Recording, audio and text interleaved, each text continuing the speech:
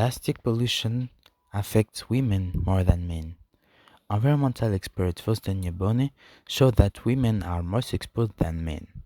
As an illustration, the use of plastic sanitary pads is proof of this. Now let's listen to Faustin Yabone. If we want to inform women and girls, we must understand that plastic pollution is a gender justice issue. In other words, plastic pollution impacts more women more than men. We will give two reasons. The first reason is related to women's physiology, and the second is related to women's habits. Regarding physiology or anatomy, studies show that women's skin is about 30% thinner than men's. This means that women's skin absorb more toxic additives, microparticles, and microplastics than men's. Another cause is related to physiology, is that women have additional organs compared to men. Women have developed breast, a uterus, and a placenta.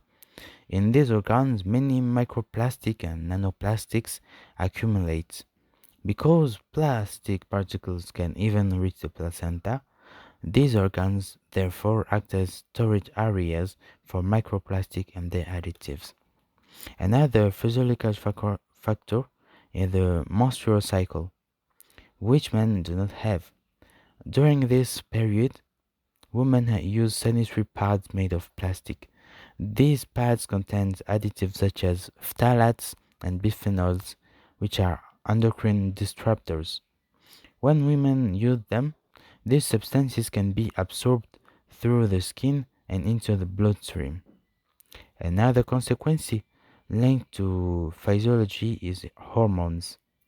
Women have more hormones than men. Men mainly have testosterone, while women have progesterone and estrogen. For example, progesterone plays an important role in pregnancy. Since plastic additives are endocrine disruptors, they affect women's bodies more because women have more complex hormonal system. The second reason is related to habits. From childhood, girls are more in contact with plastic than boys. Boys are often outside playing, while girls play with plastic dolls and sometimes put them in their mouth, which can already expose them to toxins. In addition, women and girls are often responsible for household chores such as sweeping plastic waste and burning it. They are the one who light fire using plastic, and they inhale toxic substances from plastic combustion, while men and boys may be outside playing football. Other habits include the use of makeup and beauty products, which are often stored in plastic and contain preservatives. These chemicals can enter the body through the skin and act as endocrine disruptors. Also, some bathing practices involve using plastic containers with hot water. Heat can release toxic additives from plastic into the water, which then enter the body through the skin and intimate areas. As advice, people should adopt habits that reduce dependence on plastic. For example, instead of using plastic bags for shopping, people can use baskets as was done in the past.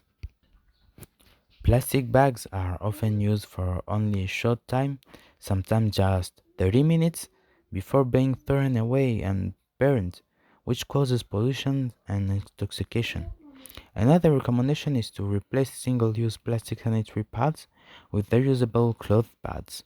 In the past, women used fabric materials. Today, reusable materials option exist that can be washed and reused, reducing plastic pollution and health risk. Finally, applying lotions made from certain products is considered acceptable by some women in Goma. Interviewed on March 13, 2026, however, others believe that using certain moisturizing or skin lightening products can damage the skin. And with this, we conclude the edition of the news. Dear viewers, thank you for your kind attention and see you next time.